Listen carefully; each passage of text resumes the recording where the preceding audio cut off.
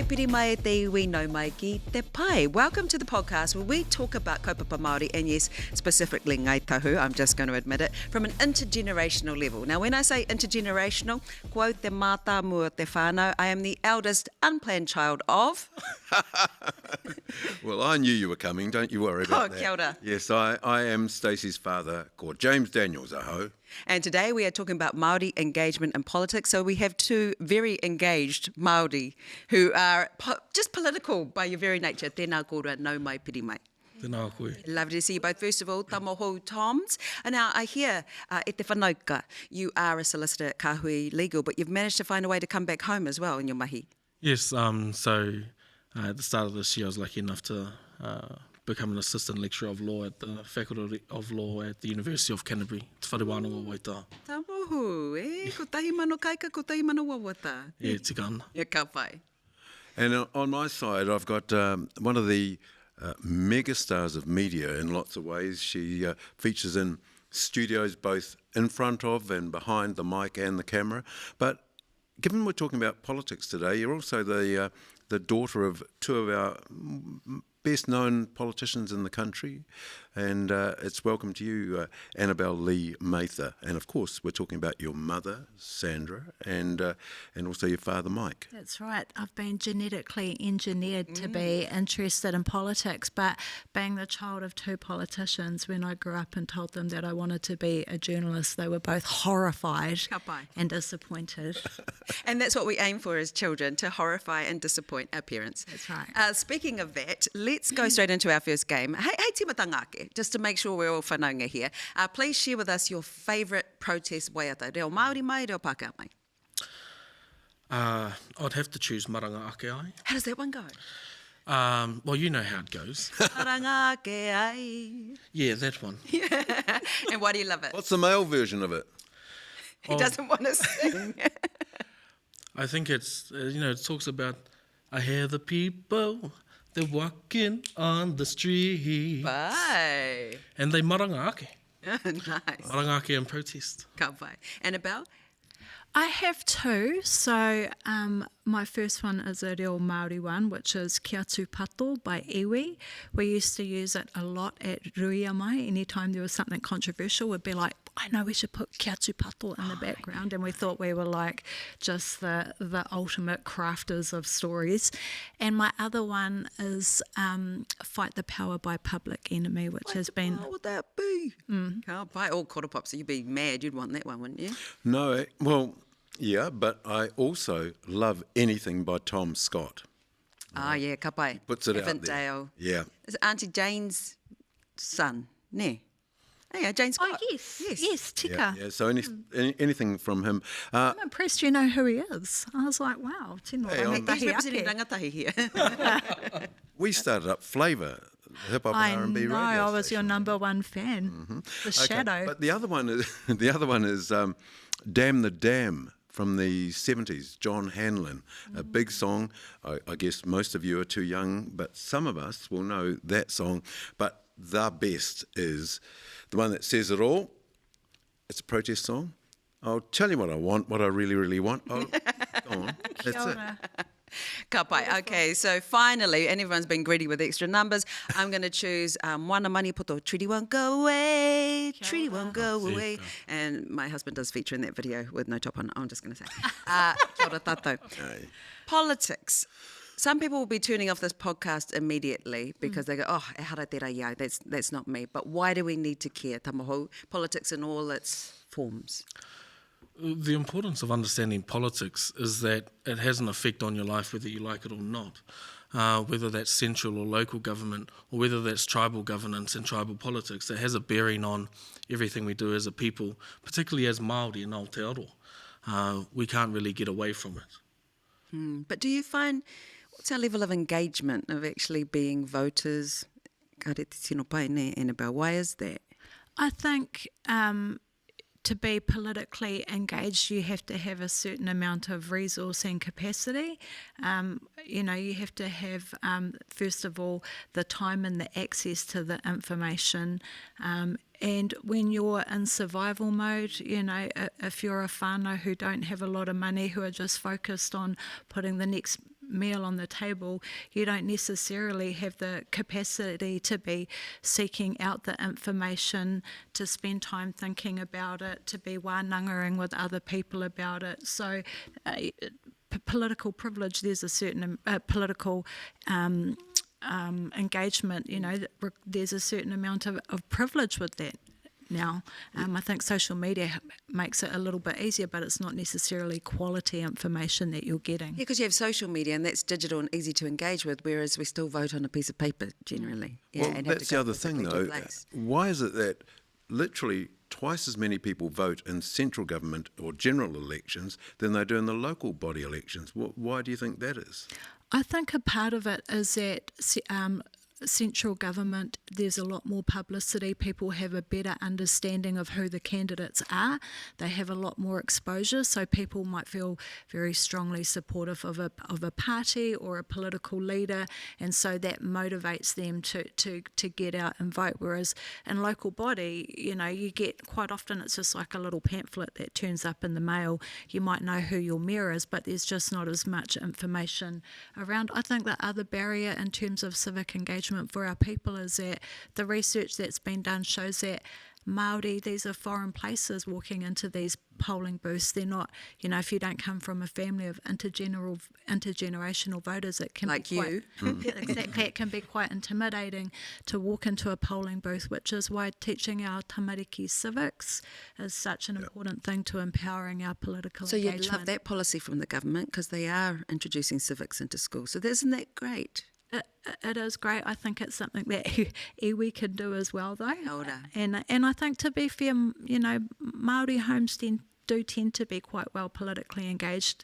You look at our hikoi and the numbers that turn out from babies through to kaumātua. So there's certain places where we are very politically engaged, and other spaces where we can, strengthen our capacity to have our views expressed. He pēhea ngā whakaro ngā rangatahi ki tō titiro. How do rangatahi feel about that engagement? How to engage, where to engage?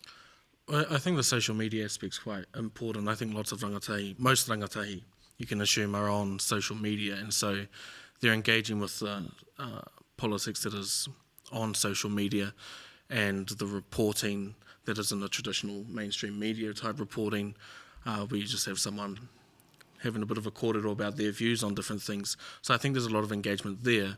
And from the last election, we did see that there was a huge rise in rangatahi Māori voting. So I think the access to politics through social media is really encouraging rangatahi to understand who and what they're voting for, and actually know what they're voting for.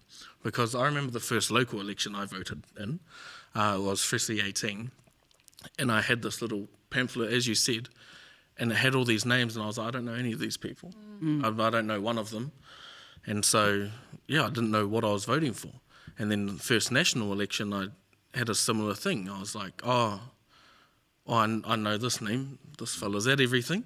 And was that a particularly well-known ngaitahu name? It was perhaps a particularly well-known ngaitahu name, and then there were some other names I was like, I haven't heard of these people, I haven't seen these people. Yeah. And so I think the visibility of politics on social media is really opening rangatahi eyes to politics and to voting. That kanohi kitea aspect, like to be seen in a rohe, and about how different is it for Māori politicians in the central government? What are our expectations on Māori politicians? I can't help but think of my auntie Whetū Tiri Kātene, when she was the MP for Te Taitonga, which, she served the Te Taitonga electorate for 29 years at a time when it went all the way into Tūhoi country, and literally had quite a terrible car accident, on her voyages around the motu. She used to say that the size of the Māori electorates were a tohu of the systemic racism within the parliamentary system and Māori representation. There is huge expectation and huge responsibilities on our MPs, and there should be. They have a very, very important job to do.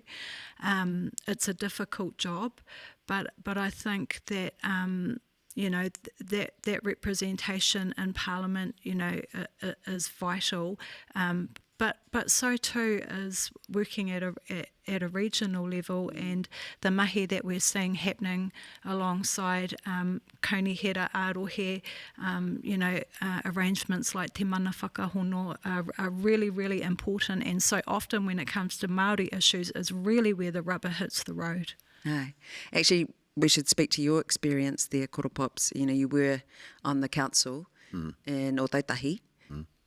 So what was that relationship with mana whenua? How tangibly are we hearing a mana whenua voice at that level? Well, the interesting thing is that mana whenua, when it came to the issue of Māori wards in Christchurch, they were not supportive of it because they felt that, and I'll just say mana whenua, felt that they had a strong enough relationship with the council, so it didn't need to we didn't need to have a Māori ward in Christchurch.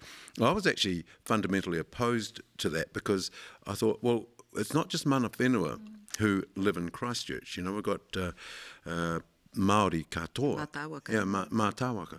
And so I wasn't 100% supportive of that. I understood the whakaaro, but as to what we did, I went, I don't know about that. However, we do have a very strong relationship, mana whenua do, with the council, so that's a good start.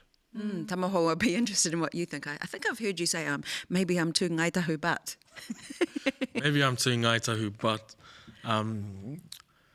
from a Te Reti o Waitangi perspective, any relationship that local government has with Māori should be with mana whenua as treaty partner.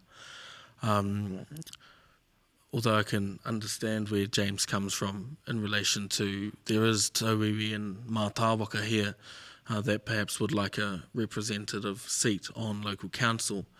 However, from a ngaitau perspective at least, that is a Te Reti seat, so that would be a ngaitahu seat. And if ngaitau, the different branches of ngaitahu, mana whenua, decide that a mana whenua representative council seat is a thing, then it would be a thing. If they're happy with the relationship they have, they're happy with the relationship they have. But I also think from a very ngaitau perspective, we've long held the value and the view that, we aroha ki te tangata, kia te whai ki te iwi, we look after all our people, Māori and tauiwi alike. And so how we feel that is best conducted is how we conduct that at the time. As a ngaitahu who doesn't live within the rohe, I see why Koro Pops you took that particular stand because, living in Tāmaki, the most populous Polynesian city in the world, I see the value in having Māori wards, and I think that, there is room to have an and approach as opposed to an and or approach. Of course, in a rohe like Te Waipounamu, it is absolutely vital that mana whenua work in partnership with council, but I do see there being value in Māori wards also in having not only an opportunity for ngaitahu to hold those ward positions, but other mātāwaka as well to cater for the specific needs of those types of communities too. I guess the hard thing is though the narrative that comes out, on a media kind of level is sometimes confusing for people to go, so do you want an extra seat? So how do we speak to why that exists, why Māori wards exist, how that expresses a te relationship? I was actually talking to some students at the university yesterday around this, and to truly understand where Aotearoa New Zealand is in 2025, we have to understand the bicultural foundation of our country. We have to understand that the tangata whenua of Aotearoa and Te Waipounamu was Te iwi Māori. We had a tiriti between the representative of Queen Victoria that was signed, and then it was largely forgotten by one party. And how many generations of marginalisation occurred. And when you understand that, and when you understand that history, you then understand why it's important for a specific Māori seat at the table to be heard. And during the local body elections across Aotearoa, I've heard councillors, when they're asked, there's a Māori ward on the Wellington City Council, how do you find it? oh, I think it's really good, they bring a really good perspective, will you be voting to keep it? No. So they can acknowledge that it is really good to have that Māori voice, but they also don't really understand the history, and hence they don't want to keep it. Or is it their constituents? Yeah. No, the people that'll vote them in, that's who they're appealing to. That's politics to a T, is what do the people that would vote for me want or not want in this instance? That's what's going on there. Just interesting that you talk about a bicultural arrangement, which is the treaty, Te Tiriti. How would you feel about the expression that we are a biracial country with a multicultural society, as against bicultural country? Well, I think using the term biracial will probably bring in a wider issue of the notion of race, and then some misinformation about what race is and the history that is associated and the connotations that are associated with race, specifically indigenous races, which are darker of complexion as opposed to the Western forces that thought they were superior and supreme to them. But I think the importance of understanding biculturalism is actually culture is a thing that isn't always necessarily associated with race. It's associated with place, it's associated with custom, it's associated with tradition. And so bicultural is just understanding that there was this Western European Great Britain culture that arrived. There was already a culture here that was Te Māori, with its many facets across Aotearoa and Te Waipounamu. A treaty was signed, and those two cultures were brought together. But where I think things get lost in translation is they think that negates all the other cultures that have come into Aotearoa since. Yeah. But all understanding of biculturalism is that when you understand the history of our country, you understand how we are, where we are today. And so part of biculturalism and understanding the history that is associated with Māori and the Crown is also understanding and knowing the history of how the Crown and the government oppressed Chinese gold miners in the late 1800s. Wow. How the Dawn Raids attacked and targeted Pacifica and Māori, even though the largest proportion of people that had broken their visa conditions were from the USA and Europe. Understanding biculturalism is actually understanding how we have become a multicultural country. And how we have become a multicultural country is because of that union in 1840, when the Queen's representatives signed on the paper and representatives of Hapu and Iwi signed on that piece of paper. It's not negating anybody. It's not relegating everyone else but Māori to their own bucket.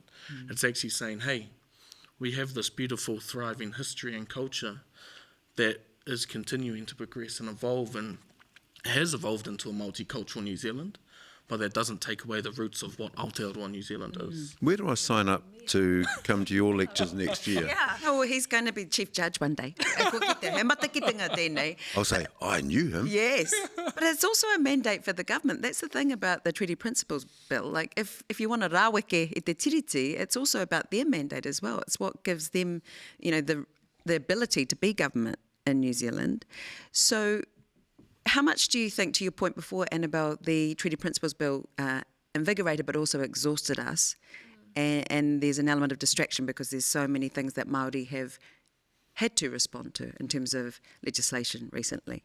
Yeah, it's been a challenging time for our people, but I think that, when these political surges happen, that ultimately our people always rise to the occasion, and it's it's something that strengthens and binds us, and I think that the leadership that we've seen from within Māori society, like Ngā Waihono i Te Pō, has been amazing for our people. So while it feels tough right now, and it feels like we're under siege, I think that ultimately we will only grow stronger as a result of it.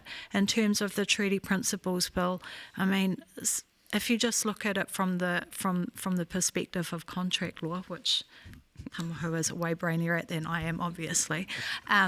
You can't have one side of the, one party to the contract doesn't get to rewrite it. I can't contact my bank and say, guys, I've changed my mind about paying the mortgage. We're not going to do it now.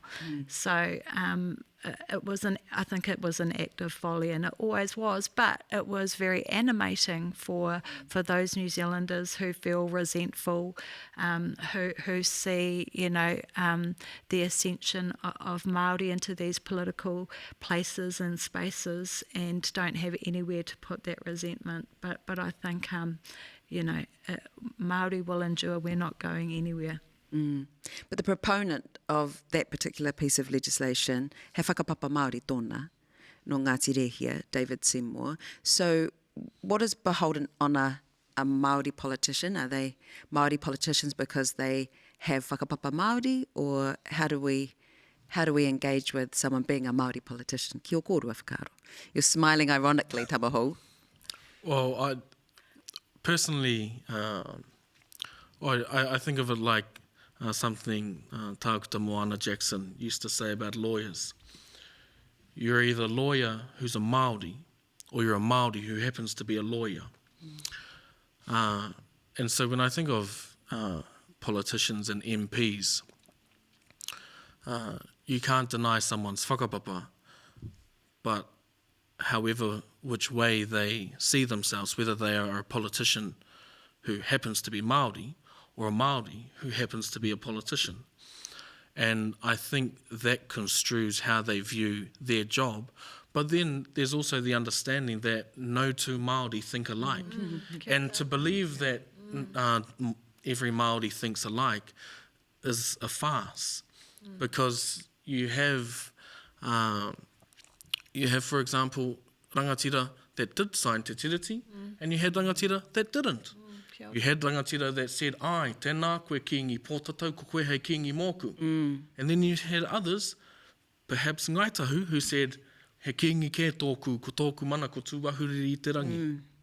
And so we have never thought alike. And so I think to constrain us into thinking, he Māori tēnā tangata, me Māori ōna whakaaro, me anga ōna whakaaro ki te ao Māori, he has to think like a Māori or think about kaupapa Māori, is somewhat of a constraint. And also, it's a bad assumption, because we get upset when they don't do things that we thought they were going to do. But if we speak of our hapu, then are we responsible to our hapu as well? It depends how you want to. It depends how you want to be taken on by your hapu. It depends what your relationship is with your hapu.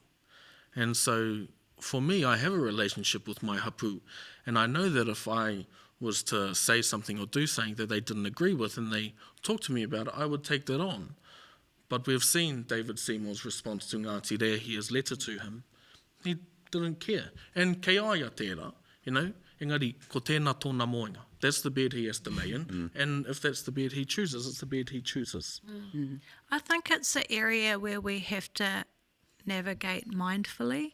I think that, someone like David Seymour, I'm sure, doesn't necessarily represent himself as being a Māori politician who's here in the service of his people or his iwi. He very much describes himself as a politician who has whakapapa, who is here to serve all New Zealanders regardless of their, race and ethnicity. And pai tērā, there's room for that. We need all. It's the House of Representatives. We need lots of different types of representation, and his whakapapa is his whakapapa ko ai au ki te pātai mo tana whakapapa. Having said that, I think there's times when other Māori politicians, in their criticism of other Māori politicians, do a disservice to themselves and our people when you're attacking a politician because they have been brought up in state care or they're kuari or they don't have that mātauranga. That does not help our cause, I don't believe. It alienates certain sectors of our society. So I think we need to be really careful and really mindful about understanding who people are there to represent. And aha ko te aha, whether they're left wing, right wing, what they stand for. Your whakapapa is your whakapapa, and we can respect your whakapapa while passionately disagreeing and debating with your political perspectives. Koina rānei tētahi mate, us learning how to have that sort of kōrero, to go, I respect your whakapapa, but I completely disagree. But kai a tātou wera momo pūkenga, kai ronga i ngā marae. This is actually how we roll on marae, isn't it? To have that sort of conversation. Do we need to bring some of that to our engagement with politics? Well, definitely, because hard conversations are always going to be hard. There's no point making them harder. I think sometimes whether it's mamai or riri or a feeling, a hara has occurred because some of these politicians and some of these MPs do have whakapapa Māori, but they don't necessarily do what some Māori want them to do. There's a sense of mamai there. And so they engage on that basis of mamai as opposed to, hey, how te take I pēnā? Why did that occur? What's the thinking behind that? Can we break down that thinking? Can we break down why it is exactly you feel Section 7AA isn't the best way to help tamariki Māori? Let's have dialogue. Wānanga, kōrero. Because some of that is really hohunu, really deep because of their own personal experience. Yeah? It is. But and just coming back to your question earlier about our tikanga and how we debate issues versus Parliament. I mean, I don't know if anybody's watched Question Time in Parliament or the debating chamber, but it's really disheartening when you see these really, really important issues being debated in what is often a really banal or childish or petty way. It's really it's troubling, and I do think that there is value in looking at the ture and the tikanga in Parliament and trying to figure out how can we debate more meaningfully about these issues. How do we find more bipartisan relationships where we can have better long-term planning and all of those sorts of things, because the quality of some of the kōrero in the House and the insults that get bandied around are really troubling. And I look at some of our young ones that are in Parliament and the way they've been spoken to and about, and I think I definitely wouldn't want any of my tamariki to be in there, that's for sure. Oh, yeah. Mind you, some people in Parliament are getting very long in the tooth and they won't be there for a lot longer, but do you think that there's enough in Parliament in terms of young people, rangatahi, wanting to be in that place? I mean, we have a few young ones now, but they may be being put off. But do you hold hope that there will be young ones coming through? Because we need younger people in Parliament nowadays. We do. I think, people like Hannah and Tamitha, certainly, it's that old saying, if you see it, you can be it. And I think that they will be inspirational to a lot of young people. I think at an iwi level, there's a lot that we can do as well. Like what governance positions do we create for our rangatahi within our iwi structures, so that they can have voices at the decision-making table, so that they can grow their confidence to be in those spaces, civics, all of those types of things, more tātou, more ka uri a muri ake, like how do we enact that at a governance level so that we are including them in those places where their voices can be heard and they get to influence the decisions that we're making on their behalf. Kiri Ngaua made that point. He said, we don't want to be put in the rangatahi section, necessarily at Koroneihana and go, I do. Well, okay, you're allowed. Can we get a leave pass, a backstage pass for Auntie over here? But, that integration, ko tāna, we've always been like that. Actually, at wānanga rangatahi were always present. You've no doubt been present at hui, mai rano. So is this why you are like you are? Or do we need to do that more? How do we do that? How do you want to be engaged as rangatahi? Well, I think part of the issue is the rangatahi tent. Kia oti ki ngā kōrero tā ukiuki. When Ngāti Kuri and Ngāi Tahu and Ngāi Tūhaitara got to Kaikoura upon the heke of Ngāi Tahu into Te Waipounamu. I hui tahi I Peketa. They had a hui at the pa of Peketa. I reira katoa ngā tamariki. All the tamariki were there during the discussion about how Te Waipounamu was going to be split up. I reira katoa ngā rangatai. Why do we need a rangatai tent? Why does the rangatai voice need to be isolated? Kia ora. Part of my thinking and how my thinking has evolved is my exposure to pakeke, is my exposure to senior lecturers who have been studying this for a very long time. Why do you think in the whare pūrākau, in the whare wānanga, it was the tamaiti rangatira? They went to whare wānanga when they were tamariki, because the learning starts when there are tamariki, when there are nohi. And so I think I understand the rangatai tent, but kia nei, ara ke tērā I te ao Māori. Kia ora. That's actually why we created this podcast, because we're not talking to each other enough. A reanga nei. And we also want to be in the rangatahi tent, even though we're not. Even Koro Pops doesn't. It's really inappropriate. Hoi anō. When you talk about splitting up Te Waipounamu, Te Taitonga, wararohe. Yeah. I mean, Biggie. is it too big? Oh, it is too big. It is too big. But it's a numbers game. That's what's being played there, isn't it? That's what it comes down to. Well, they say it's a numbers game, and perhaps it traditionally was a numbers game. But say every Māori in Te Taitonga enrolled in the Māori roll. Are they going to change it? Is the government actually going to change it? I'm not sure. Are they going to be forced to change it? I'm not sure. I'm not an electoral expert. But I think if it is a numbers game, then it can be changed, and we should try to change it. But even then, Te Taitonga isn't just the South Island. It includes some of Pōneke.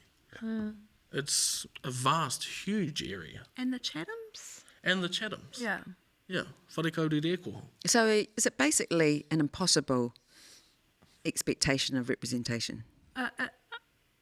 I wouldn't say it's impossible, it's just incredibly difficult, and you have to live your life in your car or on a plane, you know, if you want to be kanohi kitea. But, you know, you see people like, recall people like Parikura Horomia and Auntie Whetu, who were, you know, celebrated for their legacy of being kanohi kitea. But it's incredibly tough, and it is a numbers game. It is based on, you know, how many people enrol. But I do think that for Māori seats, there should be special consideration for the geographic challenges of representing such a huge rohe. And, you know, it's not an easy task. It's a difficult task, and it is something that I think is a major problem within our current parliamentary system. And so how has our current Te Taitonga MP dealt with that? Ki o whakaro? Tākuta Ferris. It's a long pause. Well, you know, a good question deserves a good answer. And I think of it this way. I know that Ngāi Tahu isn't the only iwi within Te Taitonga. I went to hui a iwi last year. Te hui nui katoa Ngāi Tahu. It's only every 2 years. Kari kitea. Tērā pēr he nui no te mahi. I'm not sure. I reira au I ōnuku, I Waitangi. Kari kitea. E mohi anau I konei I Te Waipounamu. I know he was in Te Waipounamu. However, the hui I have attended, I haven't seen him. I do see he's very active on Facebook and his social media platforms. He oi, ko te tikanga o te Māori, ka kitea ā kanohi, ā tangata. Māori, we like to see people face to face, in person. And I think that's important. You know, tangible things come from hui ā kanohi. Kia ora. Yeah, I understand what you're saying, and I agree. But the reality is that so many people they communicate, and they communicate online. You know, that's just what's happening these days. Some of it can be cost, you know, and it's and convenience. So, as I say, I think the reality is that you can't be everywhere all the time. And I'm not defending someone who doesn't turn up, but I just look at it and try and be realistic about where we're at nowadays, especially for younger people. You know, you don't meet someone at a party you're talking anymore. about parekura and whetū, and that was a time where it was definitely harder to... It was harder, and there was no social media either. So I think, you make a really good point about hui aiwi. It's only every 2 years. So, as an MP, and I hasten to add, I don't live in Te Taitonga, I'm in Tamaki. So, it takes just as long to get across it, but only because of traffic jams, not because of distance. But also we could fly to Australia for cheaper than coming home. Exactly. But I think, you have to be it, though. You have to be strategic about the hui that you attend, and hui aiwi is a very important one, I would have thought, to have been at. So yes, it's difficult and it's challenging, but our people know that and they're forgiving. People that live in this rohe know how hard it is to get across it, and so I think that you do have to be kanohi kitea. It's not easy, but that's the role that you sign up for. And, it's a challenge for all of our MPs, and I think, some do it better than others. And that's why you didn't follow your parents into that role, and instead you do what you do. You did mention briefly about trying to get bipartisan agreement, working across terms. Should the term of government change? Kona taku pata ki a kōruatahi.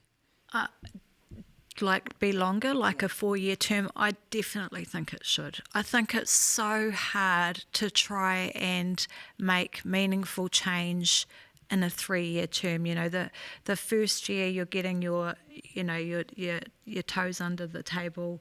The second year you're trying to work through it, and the third year you're back into election mode, and I think that's a real problem, and it stops us from being able to do good long-term planning and all of those things. The other thing is that you see legislation, and you would have really noticed this getting made on the hop, and where all those important steps are being sidestep to try and rush legislation through, and rush legislation is never good legislation, where people are not getting to feedback and be a part of select committee hearings, and that no good can ever come out of that. But I think that because it is such a short parliamentary term, politicians use it as a reason to just charge through a whole, we have the new 100-day plan that seemed to have become very popular, and how beneficial that legislation is remains to be seen. But I do think that with an extra year you're able to follow a better lawmaking process and to have to do better long-term planning. What about having both local and general elections at the same time? Have everyone voting at once? Wouldn't that be nice? Because then we wouldn't be sick of politicians and leaflets, but I think that would be hard to do. Yeah. He bought a lot of them. He didn't use them, but anyway. I think hard to do, because in terms of media exposure, not that it's all about the media, but then local government politicians are competing against central government politicians. I think people would be overwhelmed. You kind of need that sort of coverage in between. And when a government's changing, you need to know that your local council is still ticking along, so that if you've got long drawn out negotiations or recounts or whatever, the whole country doesn't come to a I also think that some Māori have gone into local politics in response to what's happening in central government, and they've thought, okay, this is how I'll give my input. I'm interested as well when we talk about legislation and what has been rushed through. What is the reality of that as a solicitor and as a law lecturer? Has there been some, shall I use the word shonky, processes? You could call them shonky. I think at the end of the day, what Annabelle said, rushed legislation usually isn't the best legislation. I know that the legislation drafters in the Parliamentary Council Office do a really good job in drafting the legislation, but really, when you take away 60% of the process, that's 60% less time you have to properly think about how a particular section, a particular subsection is going to have real-world effect. And that's what the proper process of having a first reading, a select committee process, a second reading, another select committee process, and then a third reading does. It allows you time kia wete ngā kōrero. To properly analyse and investigate, is this really going to do what we want it to do? It could be real simple things, or it could be very complicated things. For example, you wouldn't want resource management laws gone through very quickly, because resource management laws affect everybody. The Treaty Principles Bill, it was rushed, but it failed, obviously. We all know it failed, but I still think the thought process and the lead up to it was rushed. And when you rush, you forget something, or you don't properly explain something. Or you haven't explored the unintended consequences. Those Exactly. sorts of things. Yeah, and it's those unintended consequences that are usually bad. Just as an aside, with the advancement of AI, and that's quite good on legal usage, are people doing that? It may be good on legal things. I wouldn't suggest you get it to write your contract. No. I wouldn't suggest That anybody's doing that with the legislation, no. If legislative drafters were possibly using AI, depending on what generative AI platform they're using, they could be in breach of their contracts, because Good to know. you should just think of it this way: if it is private information, you should not feed it to a normal generative AI machine, unless that machine was built for your wāhi mahi. Then you're just giving that information to the ether, and so that helps teach the AI. I'm not an AI expert, but I do understand that these public AI domains, they're public.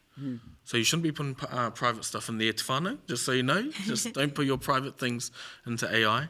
But I wouldn't trust AI to write your contract or write your agreements or write your legislation. But you can't ignore it. Once again, the reality is that it's here and it's getting bigger, and it's capturing, as you say, so much information that this is the big brain that's going to be, covering all of us. Well, it definitely is, and it's here to stay. Yeah. And law firms are starting to use more and more AI. At university, we're having new courses designed around AI and the law, because it is here to stay. But we need to understand what AI is. ChatGPT, the free version, versus ChatGPT, the expensive version, versus one of the large law firms in New Zealand has had its own in-house AI developed. And we need to understand the parameters of what those different things can do. I don't think there's an issue with AI. I just wouldn't trust it right now. Yeah, to write kia your tika. contract. Whai tikanga tonu. Yeah. Yeah, and you were talking about how we need to analyse things. I'd like you to analyse this, please. Could you tell us how, as Māori, we can best activate our political power? Hei iwi Māori. And that could be whānui in everywhere, central, local, iwi level. What do we need to do to activate our political power? Aye. I think it can be small things like talking to your tamariki about things that are happening in the world. I talk to my children a lot about what's happening in places like Gaza. I think it's about, next time you go to vote, take your tamariki with you so that they can get used to being in those spaces. I think it's about being active and engaged in our communities and engaging in meaningful discussions about all the issues that are important to us that are, with our hapu, with our iwi, at our marae, at our kura. So I think, politics, like you've already said, it's not just about Parliament. Has anybody been to a school board meeting? Those things are wild. Yes. But I think it's just, trying to be engaged in those spaces and building out from there. But it's really what we do in our home. It's like language reclamation. It's the discussions that we have in our homes. It's the way that we raise our babies, that we get that real long-lasting political change that we long for, that we aspire to, I think. Don't forget to take them to get some resilience, to take them to runanga meetings. You never took me to Te Runanga. mura o te ahi. Te That's because mura you o left te ahi. home. I live very far away from Maruhura, so I've got a great excuse not to go. I don't know, that tone in your voice suggests that maybe he take anō. Actually, at Runanga level, so did you think, okay, I want to be a roia Māori for my iwi, or what was your motivation there, like to help at a Runanga level, help at an iwi entity level? Well, actually, ko te whakaaro tuatei kia tū au hei roia. He whakahoki nā tētai amu mai o tētai kaiako. Oh. Tēnā taku whakahoki. Ka tū ke au hei roia. Oh. Yeah, Just to prove a teacher wrong. Yeah. And then actually had a bit of a think about it. And I was like, oh yeah, ahua pai tēnei āhuatanga o te roia. You know, whakaaro anō, nui te pūtea, engari, ko te mahi te mea nui. Aroha oki. But I did think that I grew up, I didn't know any Māori lawyers. I didn't know one. Until I was maybe 12 and I met Hikatea Bull. He hoana taku māma no te rōpū wahine Māori toko i te ora I konei.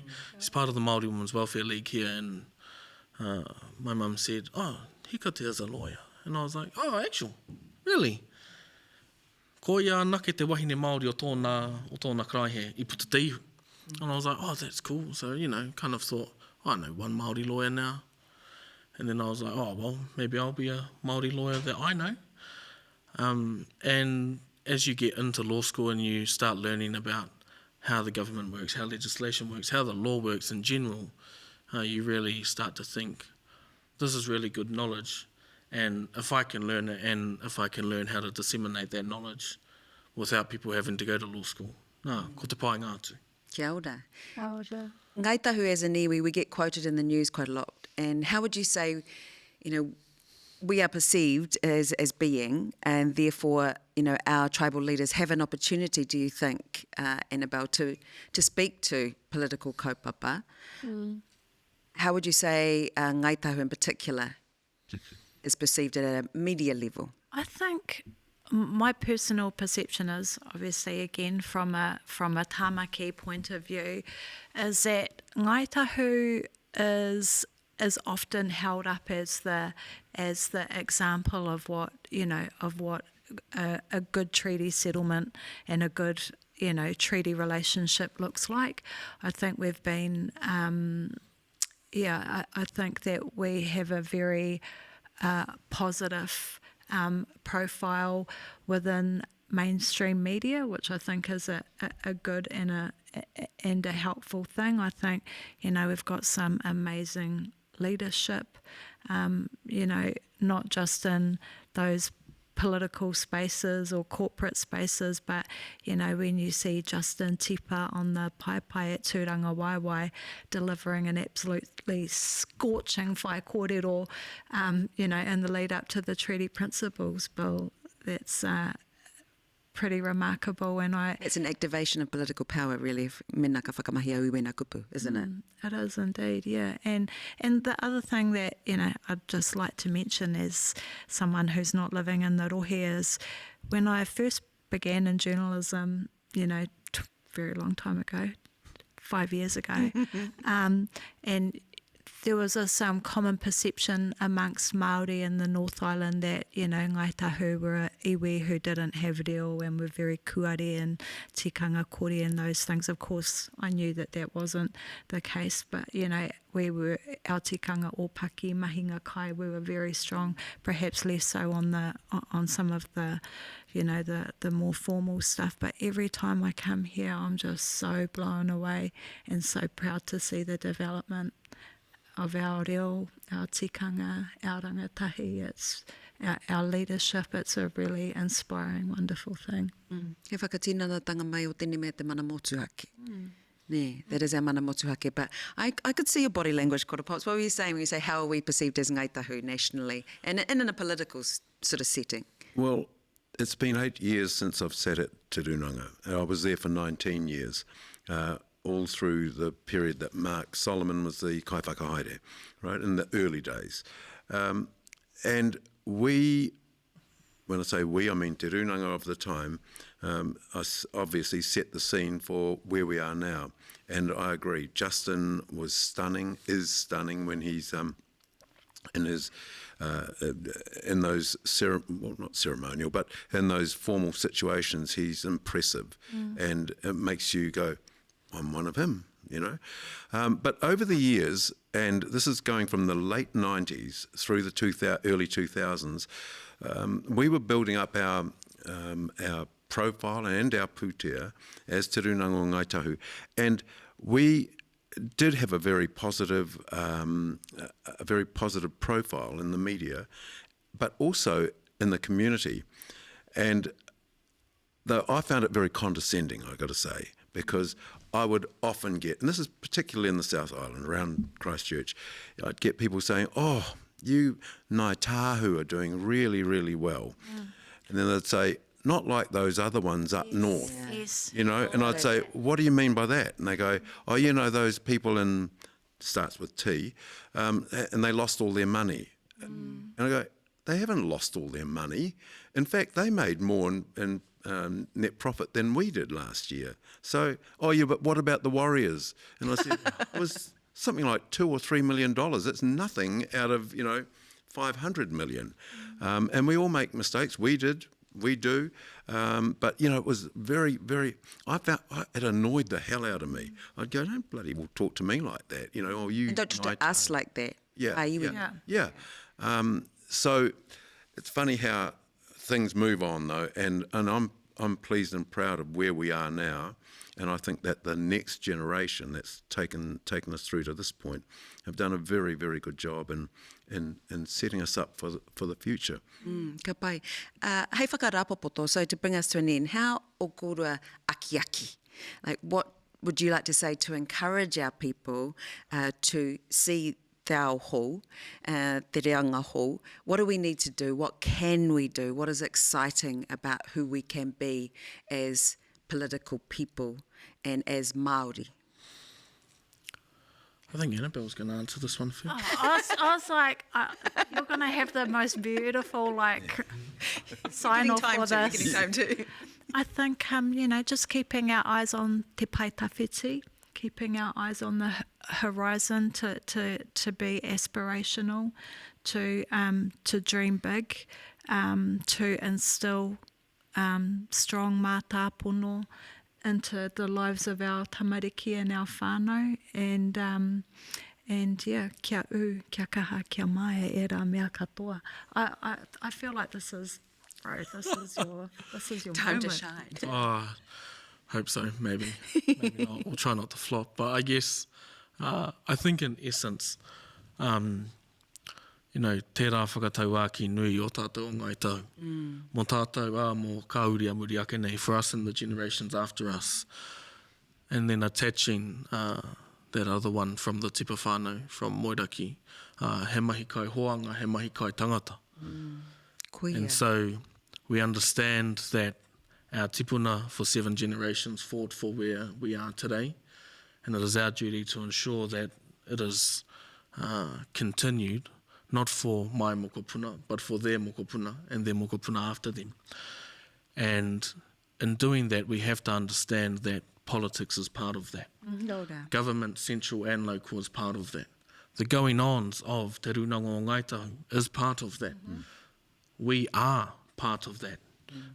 It's inalienable.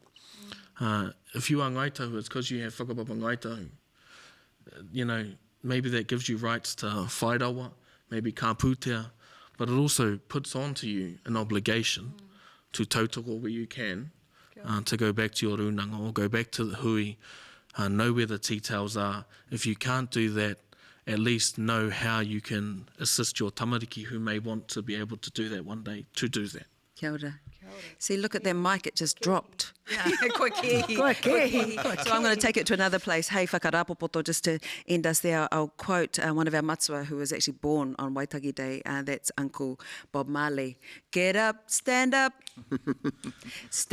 for your rights. Yep. Yeah. Tēnā rā koutou katoa e aku whananga. This has been Te Pae.